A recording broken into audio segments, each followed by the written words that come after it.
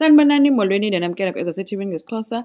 After ke unjengaye ephoxwe nguNomfundo ke guys, ethethe iindaba zabo kwintatheli engaqondanga phofu ecinga uba yena uyabaprotector kanti akazi uba sezikhuphe zonke vele ezi zifunwayo.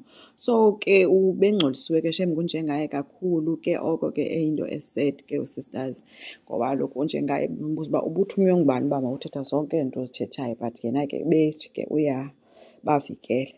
So njengaye uvuka ke ekamereni kaPhetheni ke uyabonakala uba akakho right. Iyambuza kuPhetheni into yoba hayibo urayithi na? Uthi omnye no, andikho right Phetheni. Ikhampani yam is falling apart, nam nje I'm falling apart. So kulena into ndidinga wena ngoba nguwe ifiksayo izinto zam zonke. So bemprayiza nje uba you are my fixer Phetheni. Akekho umntu ngoku ongandinceda kuleyo, ndindodwa ngoku and ndiwile. So umntu ozondivusa nguwe. So ndicela undicebise uba ndenze kanjani kuyo yonke le mess esendikuyo njengangoku. Abe sesithi kuPhetheni, hayi uba bendisezihlangwini zakho mna anditsho uba yenza kanjalo, but into yokuqala bendizoyenza kukulungisa i-relationship yam noKwenzo. Yonke into ithethwe kwalapha ekhaya, umbizi nithethe siyilungise yonke into. Emveni koko ubhatale uStanley le mali ayifunayo. Ethi ulibale njengophakamani but wena lungisa izinto nebrother yakho.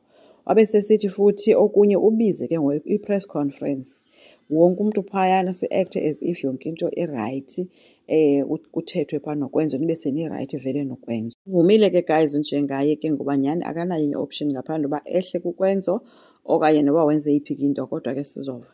Then ke uVusi yena ubhidwe ngumkakhe guys, ude uyatsho ke futhi into yoba yeyi undibhidile, because kaloku uVusi uthi umfazi umhle, unxiba kakuhle ngendlela anxiba ngayo ngoku utshintshile nje ayisenguye laa mgcina amaziyo wakhe.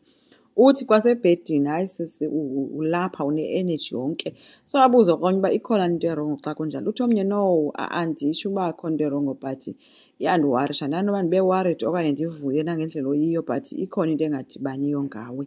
Hayi ke akanayo isolution yaloo nto because akakwazi ukubona nto. But ke ugcina yena uthe ke mna loo nto ndonwabile ekugqibeleni indoda yam, indoda endinayo, indoda eqotho endenzela yonke into like njengoba semfakela imali kwi-trust fund. So uVusi ke ibimothusa loo nto yoba eyona happiness yakho wena ngoku nekwenza uba uglobe nje it's because mna ndenze loo nto. So uVusi ikhona into angayiboni kakuhle because xa sebehleli nasebhedini omnye ucofa ifowuni yakhe nomnye ucofa ifowuni yakhe and ugcina uhlele lapha efowunini oko ke. Kwenzo ke ubonekele egijima ke ngaselwandle noPhakamani. Kumnandi ke bayavana ke brothers yiloo nto ke, but ke ngoku kuthethwa ngamantombazana uba yeyi Mfondini uthi uphethe ipentshisi apha. Uthi omnye yeyi elinjani lona. Uthi omnye kodwa ke ndifuna de ndilibone eli pentshisi lakho because yeyi uhappy. So athi komnye yeyi eli pentshisi ndandicima ndizawuthi 1 2 1 2 ndililahlele phaa but akukwenzeki. So khumbula ke guys into yoba uPhakamani uthe kugcina ucela basebenzisane ukwenzela uba bazokwazi utya imali zakwaDlamini, and ugcina khange athi akazukwazi guys ngoba ude wathi uPhakamani mna ndiyakuthanda ekugqibeleni ngoba unokufuna ucaba umfake ingqondo ethi uzomkhupha kuVusi bashiyeke bobayi-2. Uthi yamthanda akazi ke noba uyamthanda na, but ke ugcina khange abe nayo impendulo yephathi ethi mna ndiyakuthanda, kodwa lo ufuna babe imali bobayi-2 basebenzisane. So bathe besamile kanjalo kukwenziwa ke noPhakamani ngaselwandle, yatsho ifowuni ke kanti ngunjengaye. So ayibambe ke guys ukwenziwa ke ifowuni, xa eyibamba akasatsho noba hello baba okanye futhi nje ya.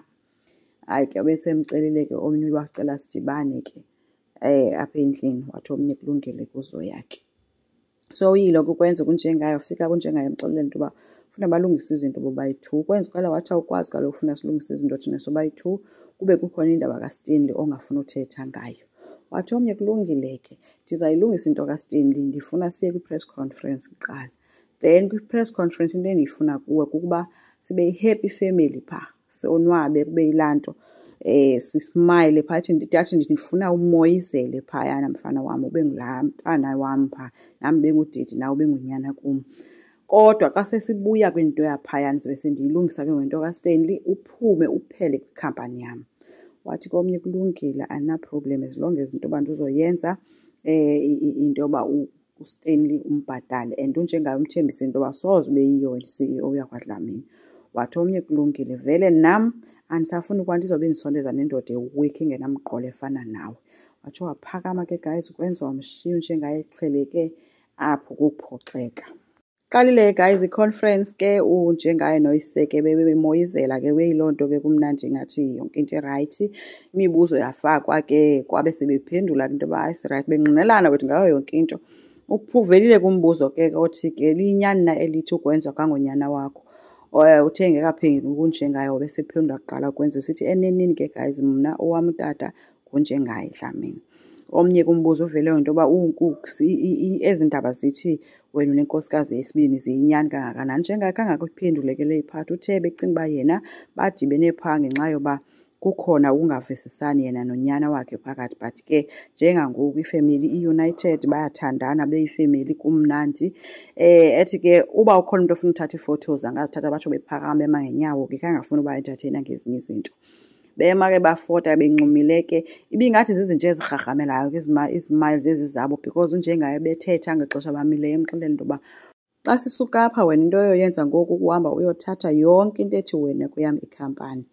Ngapha uPhetheni yena uxelele uNomfundo uba uyayibona yonke le nto yenzeka apha yenzeke ngenxa yam, imisebenzi yam le ndim ukhonvinse umyeni wam uba yonke le nto mayenzeke ngolu hlobo. Wathi uyayibona uba iyasebenza, so wena ucinga uba uzofika kwam uzoba ngumfazi wesibini. Wathi ndiyaxolisa ukuphoxa Nomfundo kodwa uzohlala wena usisebenzisa kwam.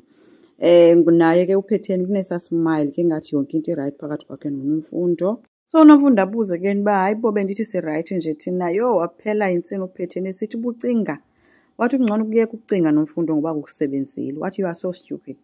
Ndiza kubona kusasa kwi-breakfast. Andithi kaloku sayikhumbula ikofi yam yenziwa kanjani? Yazi uba ndiyithanda injani mos.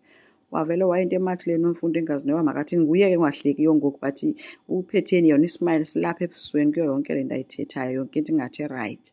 So asazi ke guys bizawuphela apha into kaNomfundo noPhetheni kanjengayo nokwenzo. Enkosi ngicela siqhubeke subscribe, silike, singakhomenta futhi. Bye.